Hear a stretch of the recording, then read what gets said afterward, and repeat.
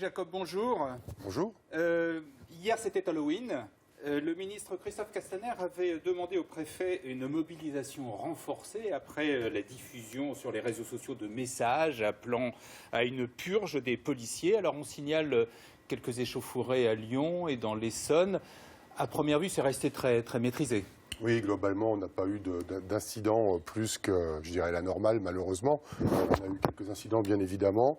Il y a eu 7 individus d'interpellés à Lyon, notamment. Alors, on ne peut pas parler véritablement d'organisation de bandes pour aller casser, brûler, mais on a eu quand même quelques incidents à travers la France, à Montgeron également. Donc voilà, ça a été bien contenu par mes collègues. Effectivement, les dispositions qui ont été prises ont très certainement été particulièrement dissuasive et donc on a pu contenir potentiellement les violences qui pouvaient se produire. Alors on a vu à cette occasion, c'est pas la première fois, le rôle des réseaux sociaux. C'est un vrai problème pour la police ? Oui, c'est un vrai problème parce que c'est surtout beaucoup de jeunes qui utilisent ces réseaux sociaux-là. Hein. Vous avez Facebook, vous avez Twitter, vous avez Snapchat, vous avez ce type de réseau qui fait qu'on a une espèce d'impunité où on se croit autorisé de dire tout et n'importe quoi et d'appeler jusqu'à tuer des policiers. Et aujourd'hui, c'est un vrai problème en matière de sécurité, même si nous possédons des services de lutte contre la cybercriminalité.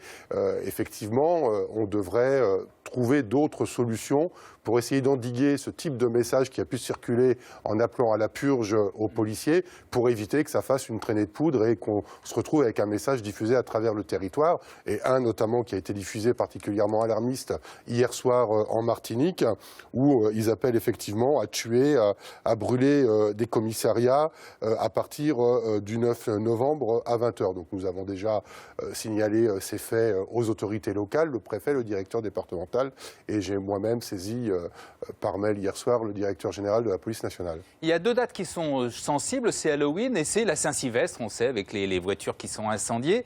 Les jeunes qui participent à ces incidents, qui sont-ils ? Ce sont les mêmes que ceux que vous pouvez affronter régulièrement dans des quartiers ou c'en est d'autres ? Non, malheureusement, c'est un peu toujours les mêmes individus à qui on a affaire, c'est-à-dire des individus qui sont dans des quartiers particulièrement difficiles.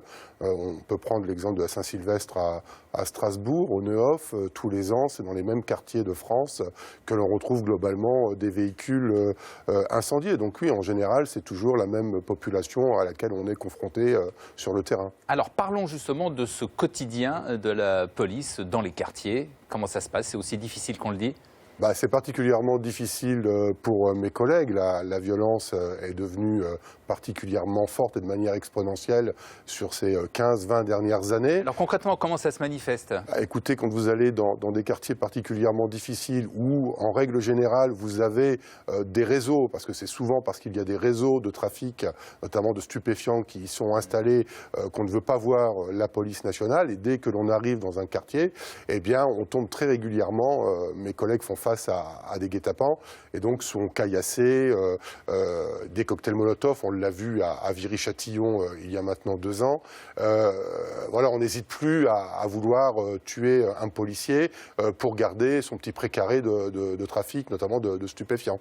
Le phénomène des bandes, c'est vraiment quelque chose qui se développe et pourquoi ? Comment ? Sur quelle base ? Alors, le phénomène des bandes a toujours existé, sauf qu'aujourd'hui, il est devenu particulièrement violent. C'est comme le quotidien de mes collègues dans les quartiers. C'est-à-dire qu'aujourd'hui, on n'est plus à des invectives, à des sifflements ou tout type d'insultes. Aujourd'hui, on n'hésite pas à aller au contact direct des policiers pour s'en prendre physiquement à leur intégrité.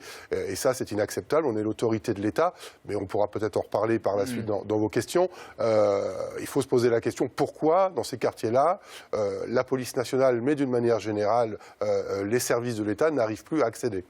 Vous sentez qu'il y a une montée dans la violence, dans l'agressivité de ces jeunes ?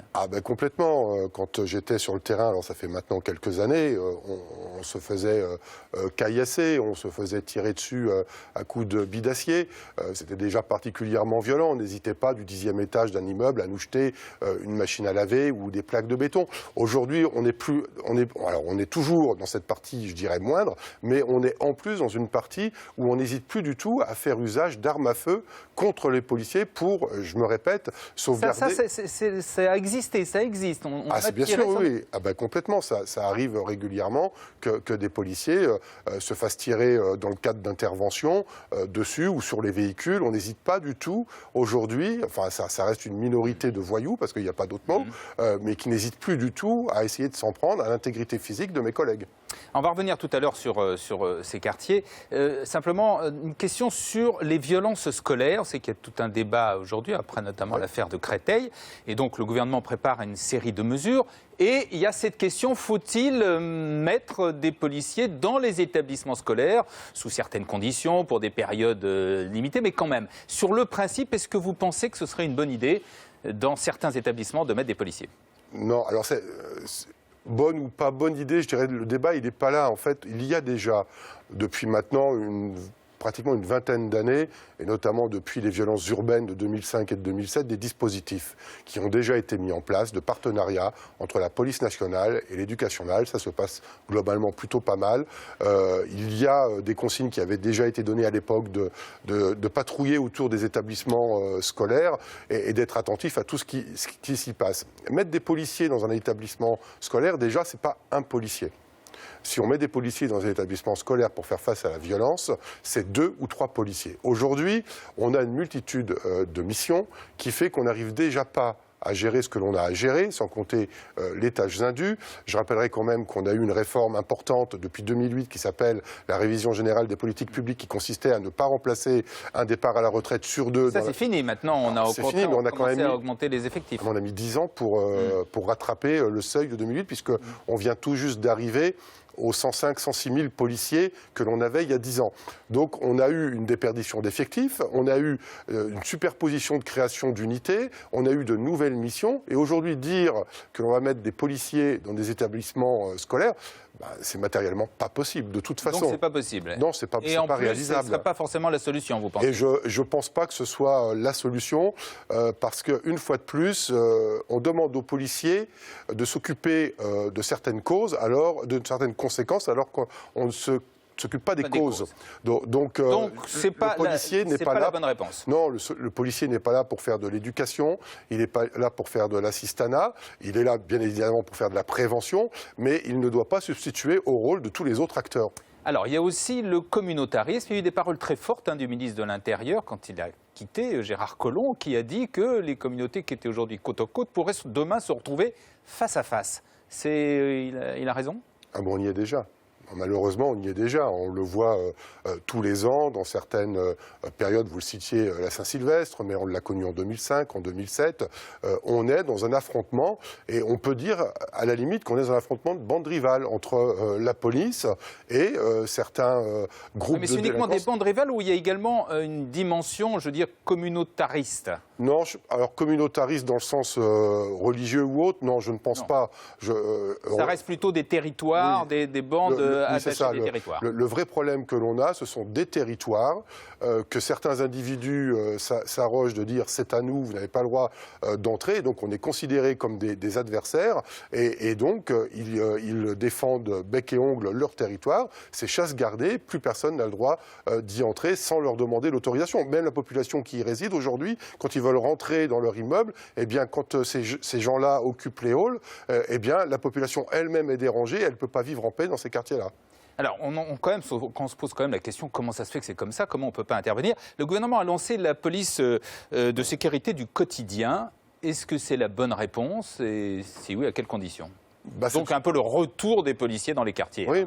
Alors, bon, il faut rappeler. C'est pas la police de sécurité, de proximité qui avait existé autrefois. Mais si on peut dire qu'il y a quand même certaines zones de nos droits en France, on ne peut pas dire non plus que les policiers ont cessé d'intervenir dans les quartiers difficiles. Ils y interviennent certes de manière très difficile et dangereuse, mais ils y sont intervenus. On dit qu'ils ont peur, les policiers, souvent. Non, les policiers, ils n'ont pas peur, mais enfin, on est quand même des êtres humains, et il faut bien comprendre que le matin, quand on part travailler, on peut se demander et s'inquiéter si on va rentrer sain et sauf le soir à la maison où femmes et enfants nous attendent. Donc, les policiers n'ont pas peur, mais ils ont des craintes, bien évidemment. C'est pour ça qu'ils sont de plus en plus équipés en matière de sécurité. Et le problème, c'est qu'une fois de plus, on traite les conséquences par une surprotection des policiers plutôt que d'en traiter les causes. C'est quoi en traiter les causes alors? Ce serait quoi? Les causes, c'est la problématique des quartiers qui malheureusement ont été abandonnés par l'État il y a maintenant une trentaine d'années. Aujourd'hui, vous n'avez pratiquement plus aucun service public dans ces quartiers difficiles-là. Aujourd'hui, on demande, je vais reprendre l'expression du gouvernement actuel, de reconquérir, de faire une reconquête républicaine de certains quartiers, mais la police toute seule ne peut pas le faire, avec toute la bonne volonté du monde de mes collègues, avec la bonne volonté des gouvernements successifs. On ne peut pas tout régler, la police seule dans ces quartiers-là. Il faut un véritable plan interministériel entre une vraie politique sociale, une vraie politique de la ville, économique, et tout ça doit s'organiser en même temps, de façon à ce qu'on puisse... Bon, est-ce que ce n'est pas justement la logique des quartiers de reconquête républicaine? Si c'est la logique, c'est très bien. Le souci, c'est qu'aujourd'hui, on ne parle que d'un pan de cette reconquête, c'est l'aspect sécuritaire. Donc, bien évidemment, il faut un aspect sécuritaire, il faut éradiquer les noyaux durs de délinquance dans ces quartiers-là pour ensuite pouvoir y installer une police pérenne. Je rappelle quand même qu'il y a une trentaine d'années, on avait des commissariats de quartier qui se trouvaient dans ces cités-là. À l'époque, il y a eu un choix politique de les supprimer.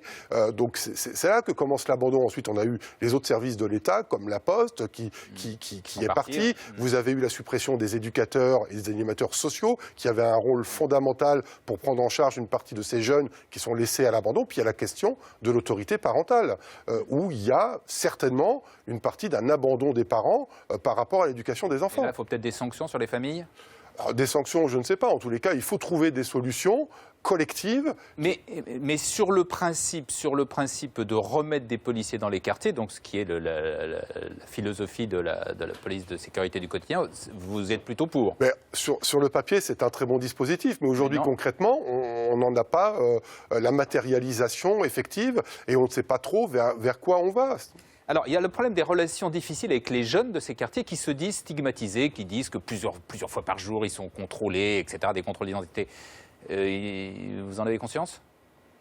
Conscience, je peux pas dire. Ils ont raison, je veux dire, non, mais vous comprenez qu'ils puissent avoir cette attitude ou ça... Quand on est sur un secteur où on nous demande d'intervenir au quotidien, pour lutter contre les trafics de stupéfiants notamment, puisque c'est une de nos missions principales dans ces quartiers difficiles, c'est bien évidemment de recréer du lien avec la population, mais aussi de lutter contre toute forme de réseau.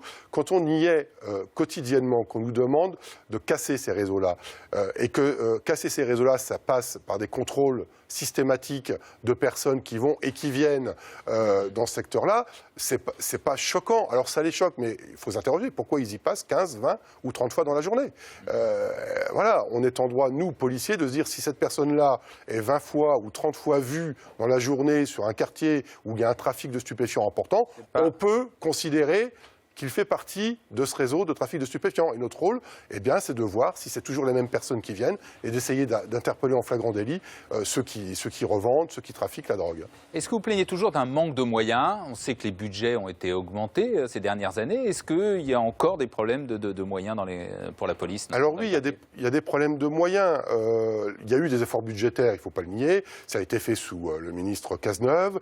C'est fait à présent ça a été fait sous M. Collomb, sous M. Castaner, ça va être poursuivi. Le problème, c'est pas tant de dire il y a eu des efforts. Oui, il y a eu des efforts, mais le problème, c'est qu'ils ne sont pas, quantifiés par rapport aux besoins réels du terrain. C'est ce que moi j'ai demandé. Donc il y a des besoins réels du terrain. Par exemple, c'est quoi? Il n'y a pas de voitures, il n'y a pas de... Alors, les voitures sont en train d'être renouvelées de manière conséquente, mais un exemple très précis, les commissariats de police. Nous avons les policiers qui travaillent dans des conditions innommables.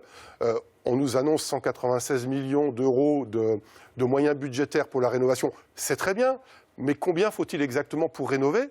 On ne le sait pas. C'est ce que j'ai notamment dit à la commission d'enquête sénatoriale en disant mais avant de dire on va mettre 200 millions d'euros par an sur la rénovation des commissariats, qu'est-ce qu'il y a à faire et combien ça va coûter? Et si ça coûte très cher, plusieurs milliards d'euros peut-être, envisageons d'établir un plan pluriannuel de 4, 5, 10 ans, je ne sais pas. Mais ce n'est pas fait. C'est-à-dire qu'on n'anticipe pas les problèmes et en fait, on continue un peu à mettre un emplâtre sur une jambe de bois.